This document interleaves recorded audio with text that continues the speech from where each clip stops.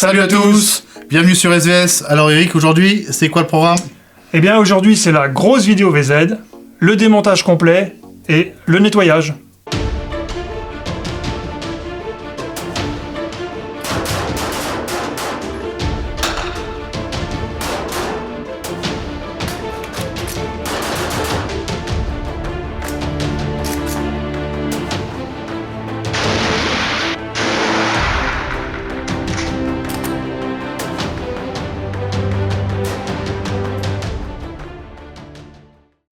Alors Eric, on vient de terminer les séances de tir de munitions de surplus corrosives. Qu'est-ce qu'on fait immédiatement après? Alors après le tir, en fait c'est valable pour n'importe quel type de munitions, mais comme tu le dis, avec les munitions de surplus c'est obligatoire. Parce que la munition de surplus est très corrosive, et si vous voulez conserver une arme propre et non corrodée sur les années, c'est ce qu'il faut faire. Donc après le tir c'est tout simple, hein.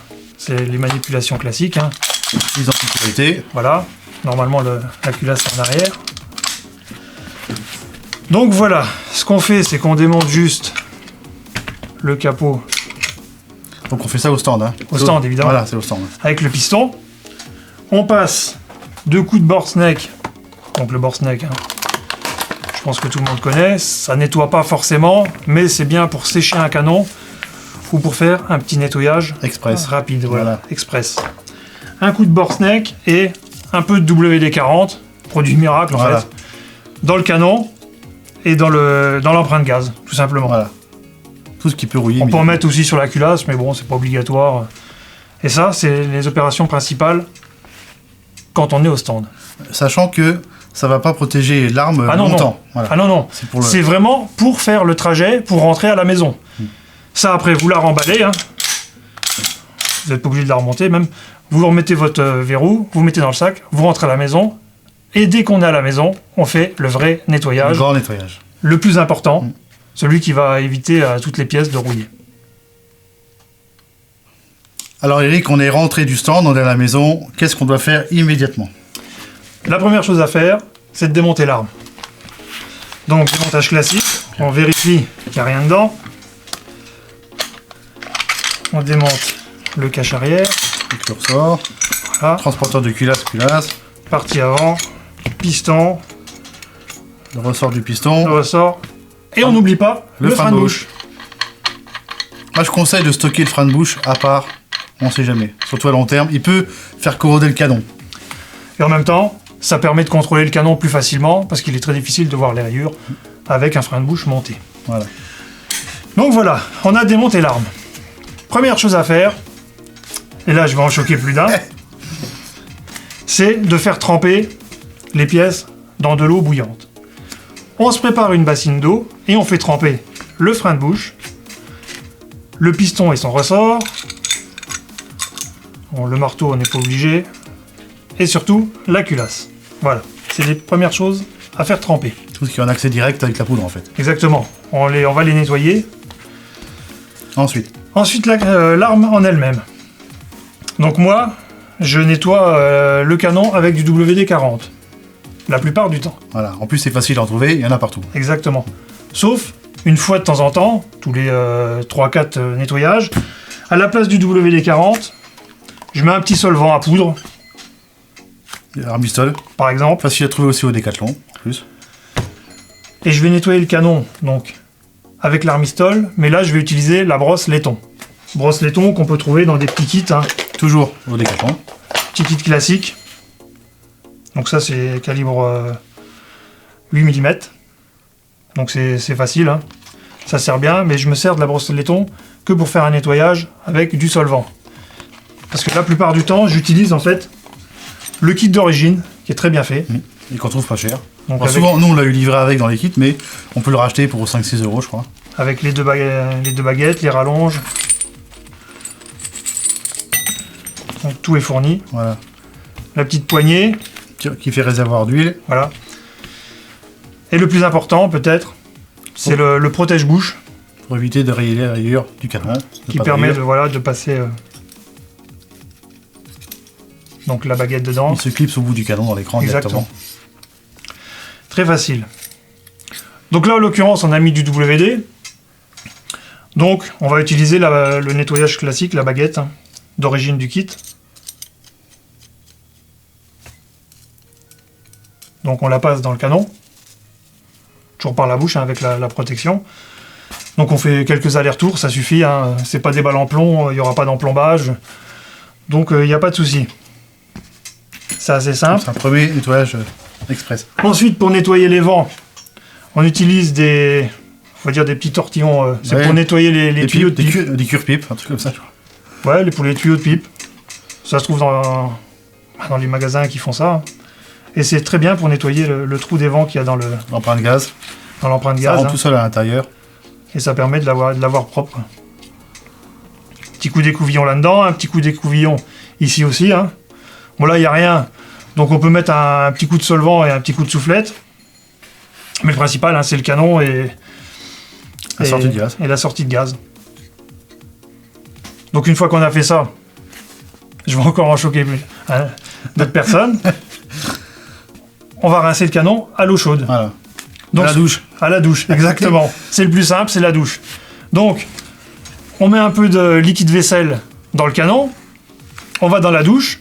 Et là, on refrotte avec la baguette et sa brosse. En fait, ça permet de nettoyer plus rapidement le canon. Quand vous allez voir la couleur de l'eau qui sort, c'est vraiment hyper efficace. C'est vraiment tout noir. Ça évitera surtout d'utiliser énormément de patchs pour rendre le canon propre. En fait, avec cette technique, en 2 patchs, le canon il est propre, il brille. Le canon est propre, il brille, il n'y a plus qu'à l'huiler pour le stockage. Donc, on rince à l'eau, hein, tout bien. Ensuite, avec une soufflette, on sèche toute l'arme, hein, surtout au niveau des bois, etc. Et on passe donc au patch. Donc, on utilise toujours la même baguette. Hein. Donc, tout est fourni dans le kit. Hein. Et là, pareil. On prend des patchs. Hein.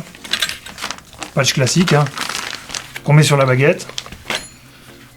Et on nettoie le canon avec le patch. Donc, normalement, en 2 patchs. En 2 patchs. Quand c'est bien rincé sous la douche, en 2 patchs, le canon, il est propre. L'arme est propre. Ouais. Je fais pareil avec mon 9 mm. Hein. C'est l'évier. Oui, c'est valable même pour les Instava. Exactement. Si maintenant, vous hésitez à mettre votre arme dans la douche complètement, c'est valable pour les Mosin, par exemple. Un Mosin tout en bois pour éviter qu'il y ait de l'eau qui s'infiltre en dessous du bois et qui abîme le bois. J'avais fabriqué un petit outil qui est pas mal, avec une douille percée donc et un tuyau. Ça permet de mettre ça dans la chambre et de remplir la chambre votre eau chaude à l'intérieur dans l'entonnoir. Et ça nettoie le canon parfaitement. C'est extrêmement pratique. Donc l'arme est nettoyée et sèche. On a patché. Donc maintenant avec un embout en laine, on va huiler le canon. Donc l'huile classique, hein. Armistol. Hein. Donc moi je prends aussi de l'huile 3 en 1. Une bonne huile de qualité. On met un peu d'huile sur l'embout laine et on passe dans le canon. On n'oublie pas la chambre. Ce que je fais en même temps, c'est que je passe l'embout laine au niveau de l'empreinte gaz. En même temps, j'en passe sur les glissières du transporteur de culasse, à l'intérieur de l'arme. Pour lubrifier. Et c'est tout. Et avec ça, on est pareil pour un moment. Voilà. Donc, la partie canon et carcasse est nettoyée, séchée et huilée pour un entreposage dans votre coffre. Après, si vous voulez stocker votre arme plus longtemps, il faudra sans doute utiliser une graisse plus épaisse pour le canon, etc. Mais pour un utilisage de stand de tir comme nous régulièrement, ça suffit. Voilà. Je tiens à préciser que le WD-40 ne peut absolument pas servir pour un entreposage de longue durée. Ah, ça c'est clair. Ah, oui. Le WD-40 est juste bien donc pour la période du moment où vous avez fini de tirer et où vous rentrez à la maison pour faire votre nettoyage. Voilà. Donc Eric, on a nettoyé la carcasse canon. Il reste à faire les autres presses. Voilà. Comment tu procèdes? Donc, le couvre-piston. Bien évidemment, il est sale, hein, tous les gaz vont dedans. Donc là, un peu de WD. Indispensable pour tous les tireurs WD. Un peu de solvant. Ou solvant. Ce que vous voulez, ça a peu d'importance. Une petite brosse à dents. Un petit coup de brosse. Ça rappellera des souvenirs aux anciens militaires. La brosse à dents. Voilà, un petit coup de chiffon. On sèche. Et c'est propre. Voilà. que je fais, moi, c'est que je mets aussi de l'huile sur tout le couvre-cuir. La partie métallique. Voilà. Au-dessus, ouais. Parce que la mienne, j'ai eu un point de rouille ici. Donc ça frotte. Un petit frottement. Où le piston frotte. Ouais. Et ça m'avait fait un point de rouille. Donc maintenant, je huile à chaque fois. Avec toujours l'huile que j'ai utilisée pour l'arme. Donc en même temps que j'ai utilisé le patch en laine, bah, je passe un petit coup dessus. Ou alors je mets une goutte et je passe avec le doigt. Peu importe. Je vais juste rajouter un petit point. Pardon. Pour les personnes qui veulent changer donc la partie bois du couvre-piston. Supérieur, ouais. Le garde-main supérieur. Il y a 2 petits tétons là. Donc en fait, il va falloir... Le mieux, c'est d'en couper un. Voilà. Donc de toute façon, si vous allez le replier avec une pince de l'autre côté, il va casser. Il va casser, ouais.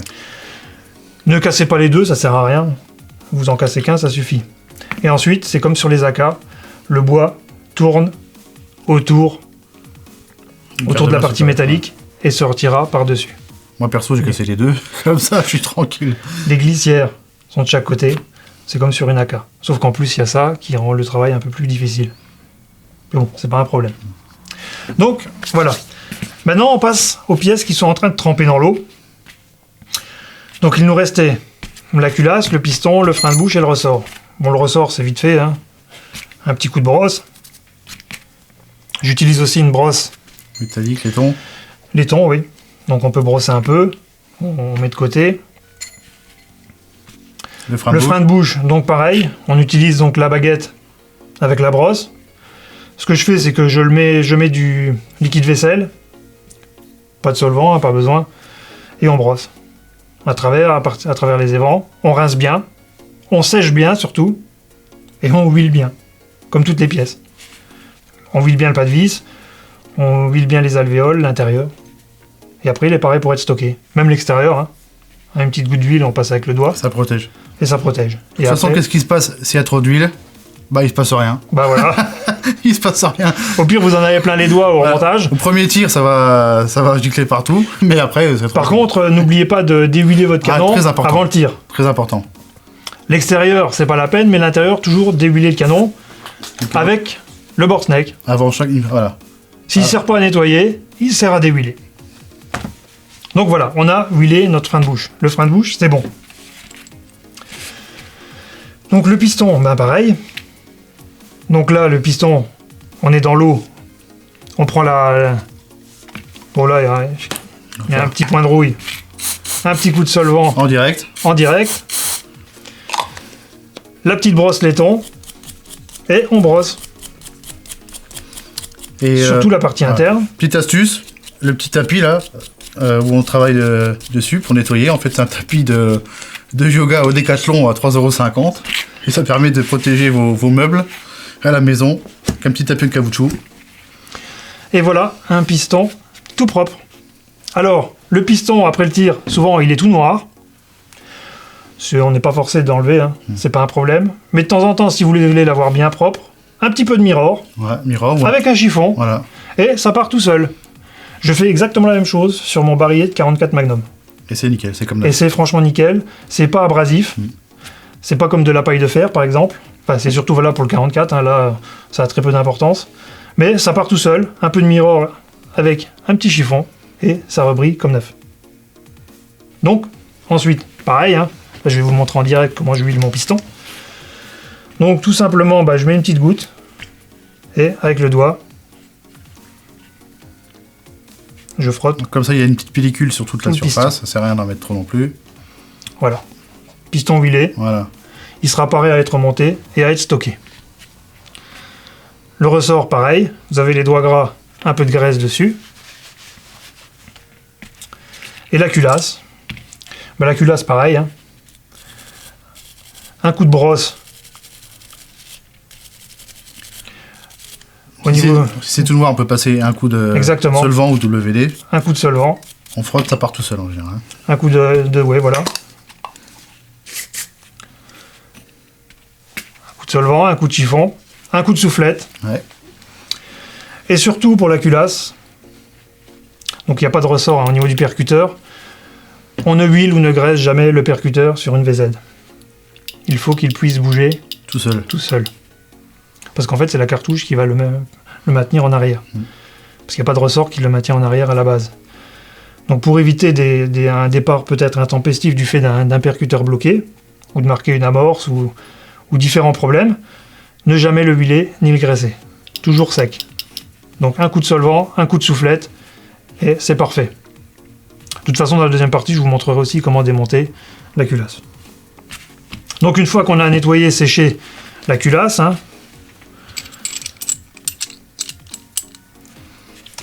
toutes les pièces sont prêtes à être remontées. Donc on procède en sens inverse, on remonte le tout, et on peut stocker l'arme. C'est aussi simple que ça. On va dire que une fois qu'on est habitué à utiliser cette technique, en une demi-heure, c'est terminé. Ça prendra peut-être un petit peu plus de temps la fois où on utilisera les couvillons en laiton pour nettoyer le canon. Mais autrement, c'est très rapide, c'est très efficace, et c'est valable pour toutes les armes avec lesquelles vous tirez de la munition de surplus. Plus corrosive, voilà. En général, c'est l'hémocine et tous les armes en 7,62 par 39. Voilà. Encore plus valable sur nos Astava parce que le canon n'est pas chromé. Il faut être plus vigilant et surveiller. Exactement. Voilà.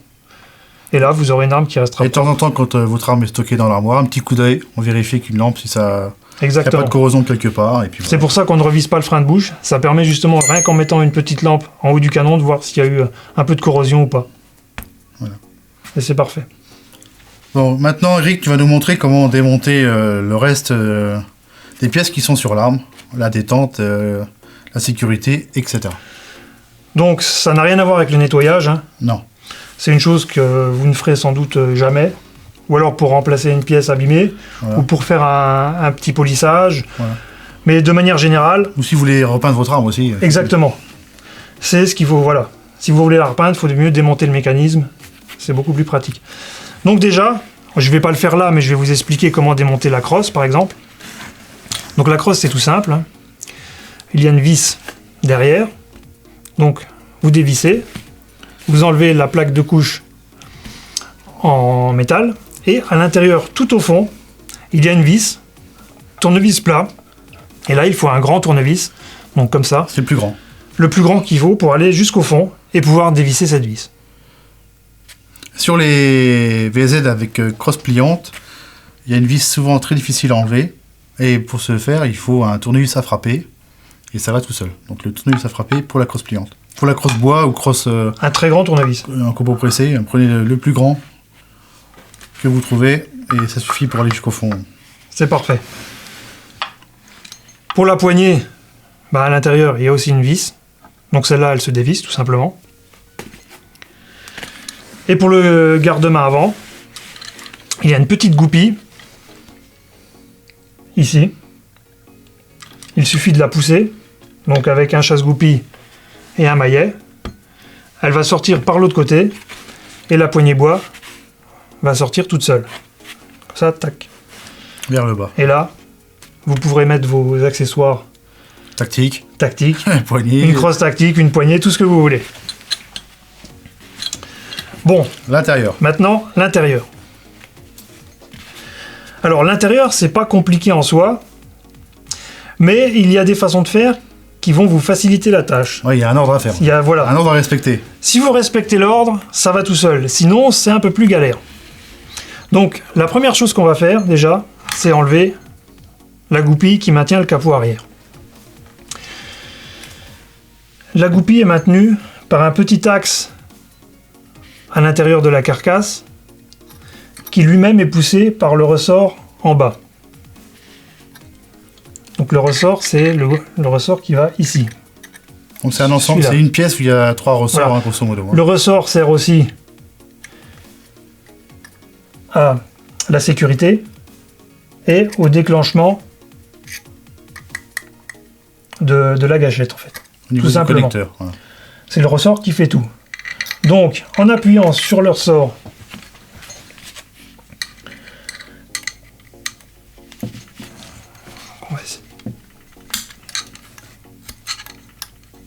faut forcer un peu. Un peu beaucoup même. Voilà. La goupille sort toute seule. Donc sur la goupille, en fait, il y a un cran de chaque côté. C'est là que le petit téton va se mettre pour éviter qu'elle sorte complètement du logement. Alors ça, c'est une goupille imperdable. Imperdable. Donc voilà, on a enlevé la goupille.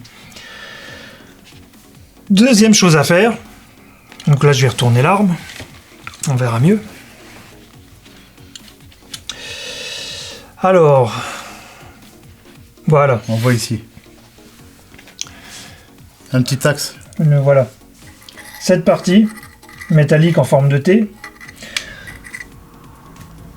en fait, elle bloque toutes les goupilles de l'arme. La goupille qui tient la gâchette, la goupille qui maintient le système de départ de coup. Et c'est tout en fait. Donc en fait, il suffit de la pousser.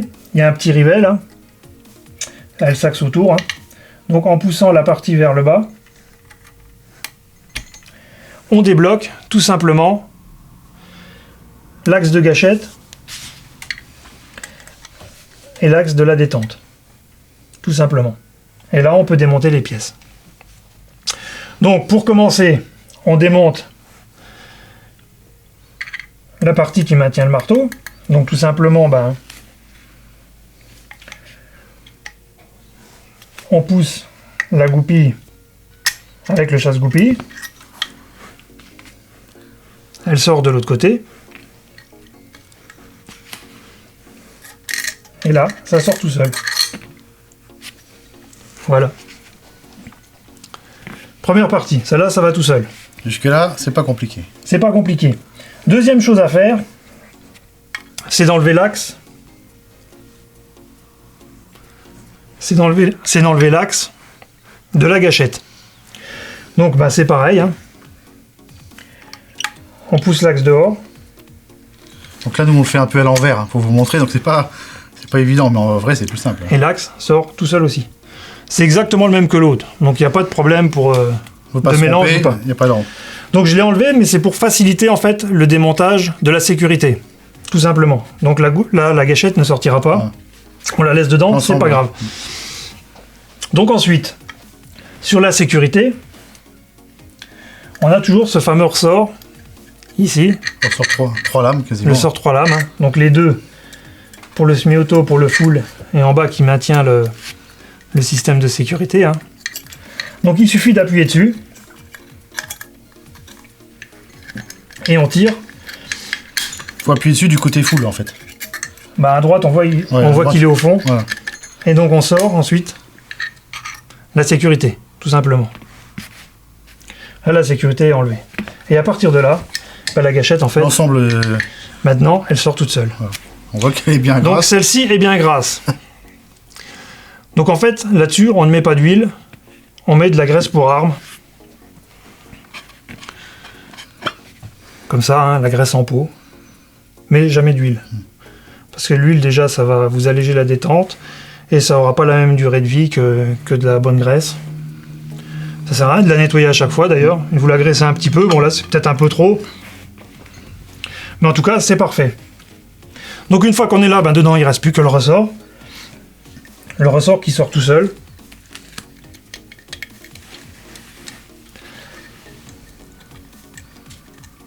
Normalement. Alors, je répète, nous on fait ça à l'envers, hein. C'est pour ça qu'on galère. Voilà.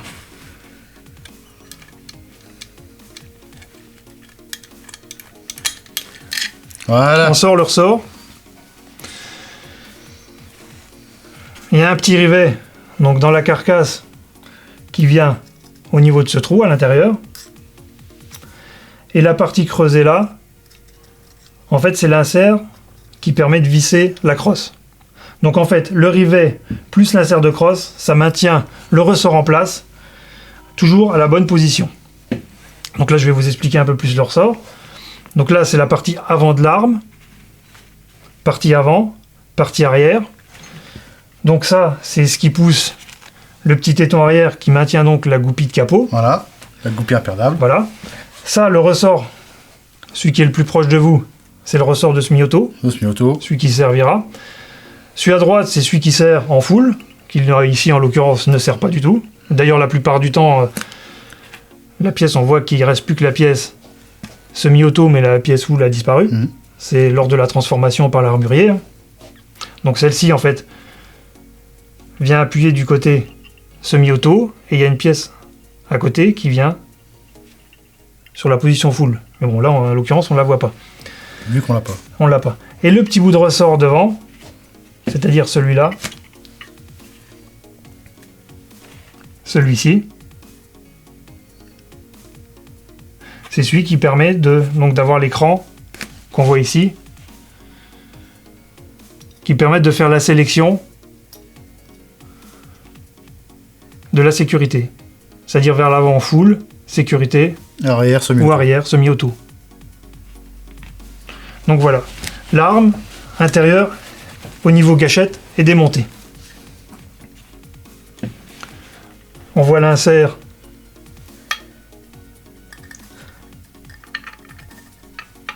pour la vis de la poignée et le petit rivet à l'arrière, voilà, ici, qui en même temps maintient donc une partie du ponté et qui sert justement à maintenir en même temps, on le voit bien ici, de maintenir le ressort de la détente et du mécanisme de tir. Donc voilà, c'est la partie détente. Donc ce que je vais faire, c'est la remonter. Et après, je vous expliquerai comment démonter donc le déverrouilleur de chargeur et le verrouillage de fin de chargeur qui va bloquer la culasse en arrière. Donc une chose que vous pouvez faire avant de remonter, c'est polir la partie qui vient accrocher le marteau. Quand il est dans l'arbre, il est comme ceci. C'est ça qui permet de déclencher le tir. Le tir. Donc un petit polissage, ne pas changer l'angle évidemment, juste polir pour que ça soit le plus lisse possible. Voilà.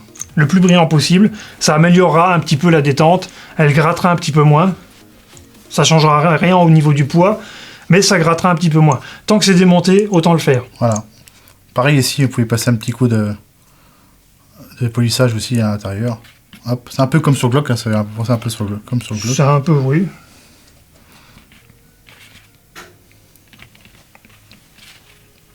Donc le remontage, c'est presque du sens inverse. Donc le trou au-dessus là, c'est la petite goutte, c'est l'axe en fait, qui est poussé par le ressort par l'intérieur, qui permet donc de maintenir la goupille du capot. La goupille du capot. Donc cet axe en fait, je ne sais pas si on va le voir au fond là. Donc il faut le faire. On a vu que la couche de graisse. En fait, sur certaines armes il sort, sur d'autres il sort pas. Sur la mienne il sort pas, sur celle-là visiblement il sort pas non plus. Donc quand il sort pas, c'est un peu plus galère à remettre le ressort, parce qu'en fait, il faut passer donc le petit ressort là, en dessous, sous la goupille. Donc c'est pour ça que je l'ai tapé pour la faire remonter. Donc là on la voit qui dépasse, elle est maintenue en fait par la graisse, tout simplement. Et ça va me permettre de passer le ressort en dessous. Donc je passe le ressort en dessous, et je le remets à sa place. Donc on voit bien du côté là qu'il y a la petite goupille qui ressort, la pointe qui sort. Voilà. Donc voilà, première chose à faire, le ressort. Deuxième chose à faire, la détente. Donc la détente... C'est un bloc hein, en fait, c'est un bloc détente tout dessus. On la met en place, mais on ne met pas sa goupille. On en place mais pas verrouillé. Ça permet d'avoir de la marge quand on va remettre en fait la sécurité. Alors la sécurité, pour la remettre, le mieux, c'est de la mettre en position sécurité de tir. Parce qu'en fait, sinon, on voit que là, il y a deux crans qui viennent se prendre sur la gâchette, qui permettent le tir d'un côté en semi-auto, de l'autre côté en full, suivant la position du sélecteur. Et c'est plus facile, en fait, quand on a le cylindre plein, plutôt que l'écran, pour la monter. Donc là, ben, c'est le sens inverse, hein, sauf qu'il faut appuyer sur le ressort en même temps, qu'on pousse.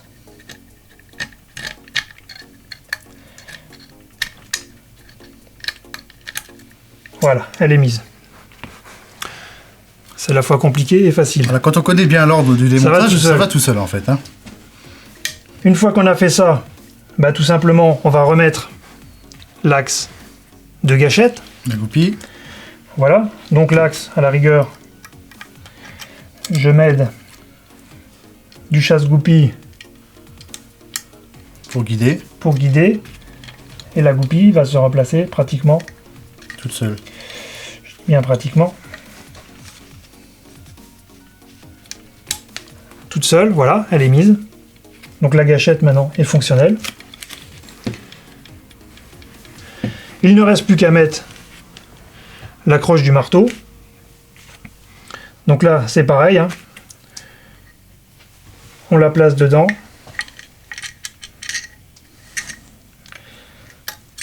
On le répète, on n'est pas obligé de démonter entièrement son arme comme on le fait aujourd'hui, mais ceux qui veulent faire des peintures, souvent, il faut le faire, quoi. C'est mieux, surtout si vous faites du sablage, parce que le sablage se met partout et après le mécanisme est complètement grippé. Et puis des fois on récupère des VZ qui sont bourrées de graisse quand elles ont été stockées, donc c'est bien aussi de démonter une fois la première fois, enlever le surplus de graisse.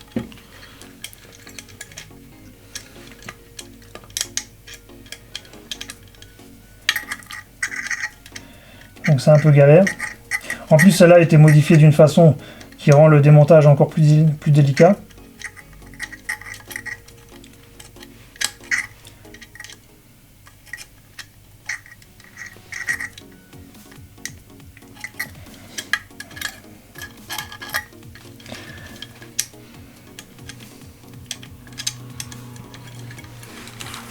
Là, c'est vraiment... c'est toujours quand on fait une démonstration qu'on galère. Voilà. En plus, nous on le fait à l'envers, on regarde un écran pour guider, donc voilà. Là, ça devrait aller, je suis au bon endroit. Faut pas avoir des gros doigts. Non.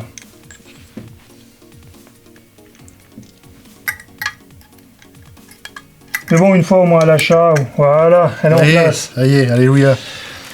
Ah, on a réussi quand même. Donc voilà. Donc la partie semi-auto qui vient sur le ressort de gauche.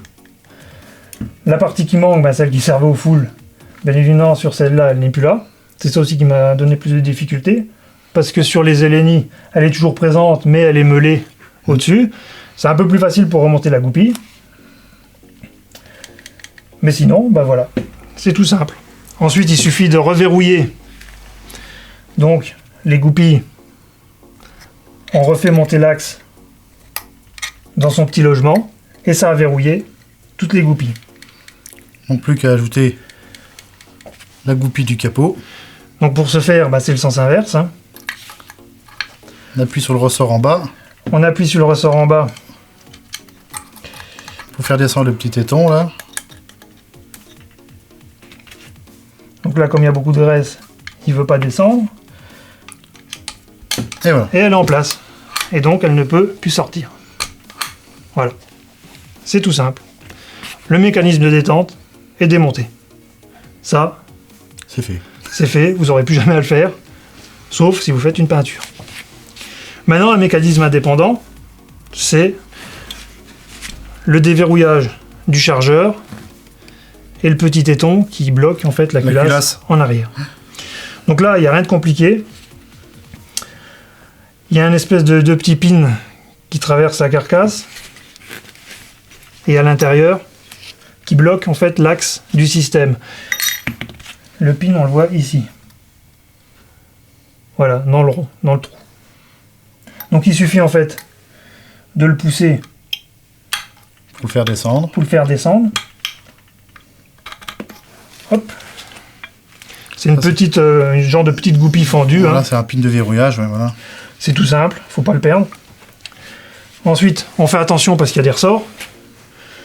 C'est dans le sens là. Dans le sens là. Donc je vais commencer par le chargeur. Donc on pousse. Donc on maintient le levier de déverrouillage et on pousse jusqu'à la moitié de la carcasse la goupille. On enlève un à la fois. Un à la fois. C'est plus facile. Parce qu'il y a un petit ressort qui pousse derrière et si on va trop vite. Il y a un petit ressort derrière. Le petit bien graissé d'ailleurs. Ah oui, mais ça il rouillera pas celui-là. On n'est pas obligé de le laisser graisser autant. et on l'a sorti. Voilà. Ensuite, on finit le travail de l'autre côté en sortant la goupille et en maintenant enfoncer le petit bouton qui comprime du nom pour verrouiller la culasse. Le verrouilleur de culasse, oui. Qui comprime un petit ressort. Donc on le maintient avec le doigt, on sort la goupille et tout doucement, on laisse remonter le petit bouton avec son ressort. Et là, tout est démonté. Donc ça c'est bien parce que si vous voulez mettre des verrouilleurs de chargeur en bidextre ou des verrouilleurs de culasse large. C'est très pratique, c'est l'opération qu'il faut faire. C'est pas cher, on conseille à tous les possesseurs de VZ de changer ces deux pièces. Et surtout, moi, la pièce indispensable, c'est le déverrouilleur de culasse qui après vous sauve la vie. C'est un confort. C'est un confort d'utilisation phénoménal. Donc il reste juste une pièce qui ne se démonte pas, c'est l'éjecteur. Donc celle-ci, en fait, elle est matée, il y a un petit trou ici, et avec un poinçon, c'est maté, et en fait, on peut pas la sortir. C'est monté sur queue d'aronde, normalement, mais il faut démater la pièce pour pouvoir la sortir. Donc là, on ne le fera pas, bien évidemment. C'est à faire que s'il casse. Mais bon, à mon avis, c'est pas prévu pour. Non. Donc voilà, le montage se fait en sens inverse. Donc on commence par le déverrouilleur de culasse. Donc il y a un petit trou pour le ressort.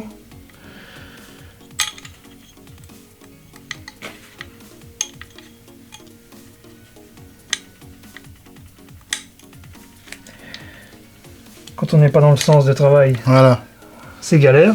Donc on l'enfonce à fond avec le doigt. On remet l'axe. Donc l'axe, il n'y a pas de sens. C'est le même dans les deux sens. Donc peu importe si vous vous trompez.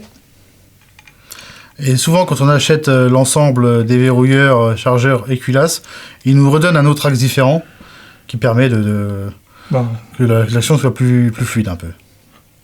Donc on le met jusqu'à moitié, évidemment, parce que si vous le faites dépasser, on n'arrive pas à rentrer le levier des verrouilleurs du chargeur. Donc là, on peut lâcher maintenant. Celui-là est fixé. Et on fait la même chose pour le chargeur. Donc là, je suis dans le mauvais sens, donc ça va pas être du plus facile.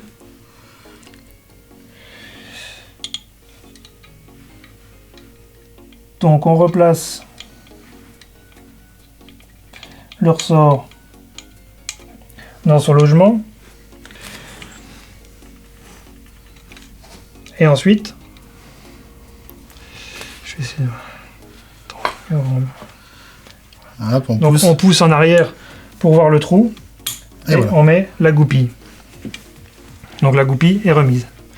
On la centre, tout simplement, gauche et droite, pareil. Et là, dans le petit trou qui est ici, on remet la petite goupille fendue qui va empêcher donc la pièce de partir, de ressortir. Donc celle-là, voilà. Donc on voit bien que sans forcer au maillis ou quoi que ce soit, ça sort tout seul. Ça sort tout seul. Voilà. Le tout, c'est de comprendre comment l'arme fonctionne. Voilà. Et là, l'arme est remontée. Elle est remontée et pareil, à faire un remontage complet, donc à être stocké. Une lubrification, etc. Donc, pour le mécanisme, on ne met pas d'huile, mais on met de la graisse. On peut mettre un peu d'huile au niveau des rails et des glissières. Et de l'huile dans le canon. Toujours qu'on enlèvera avant le tir. Avant chaque tir, un coup de bord snake pour être sûr que le canon est bien sec. Toujours. Sinon c'est tout, il n'y a rien d'autre à savoir. C'est une arme robuste. Fiable. Pas cher. Précise.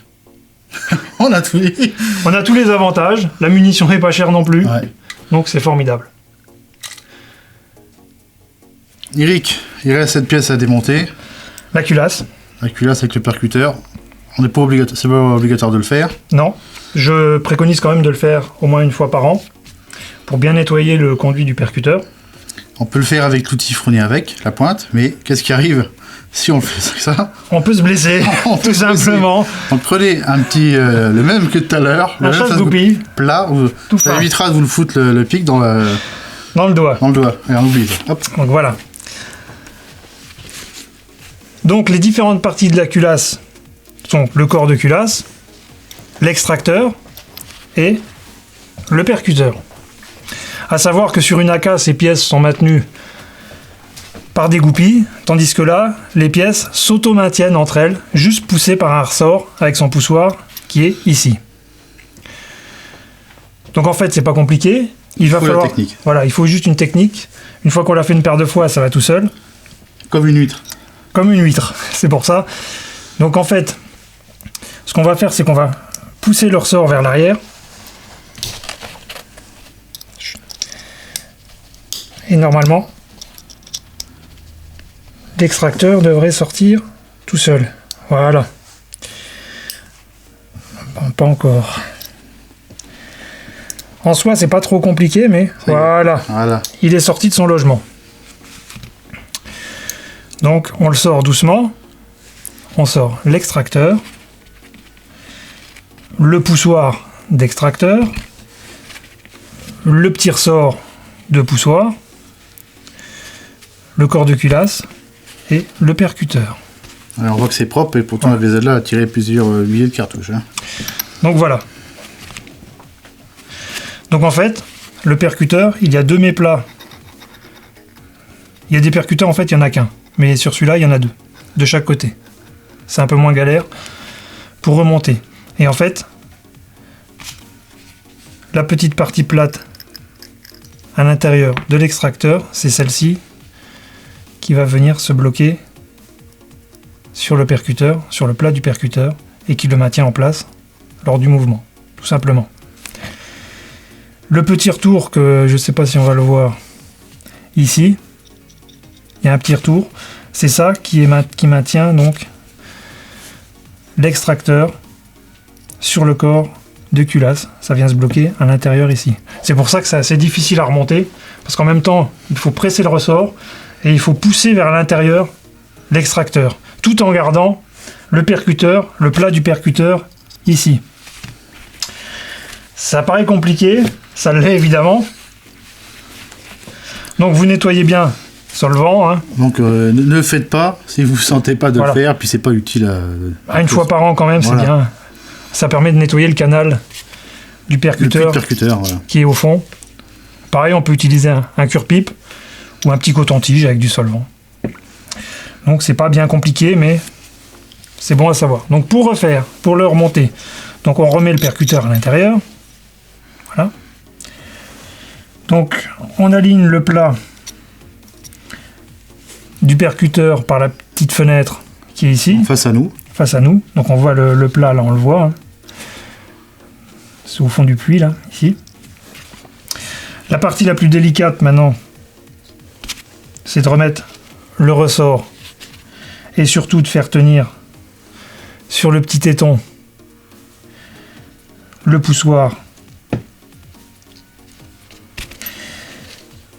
d'extracteur. C'est vraiment la partie la plus difficile.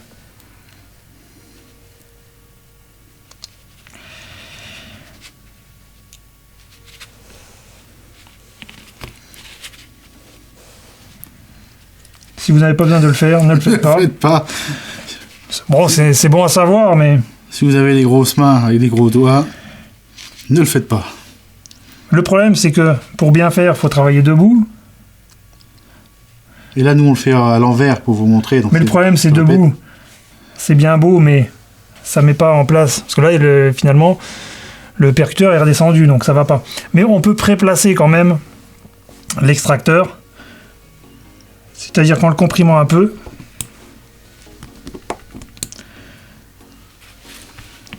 il n'est pas en place, mais il n'est pas assez enfoncé pour gêner la mise en place du percuteur. Donc en fait, il va tenir en place le ressort et le petit poussoir, mais on peut quand même mettre le percuteur. Et c'est là maintenant que les choses se corsent, parce qu'il va falloir pousser en arrière, en même temps vers l'intérieur. Et pour ce faire, il n'y a pas 50 solutions, il faut comprimer le ressort.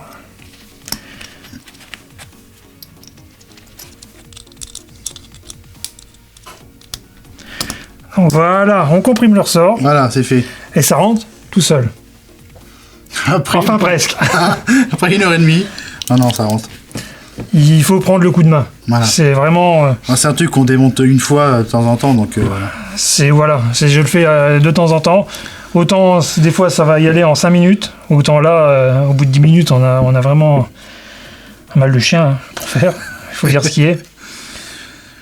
Mais une fois remonté, le percuteur se promène tout seul, librement. Voilà.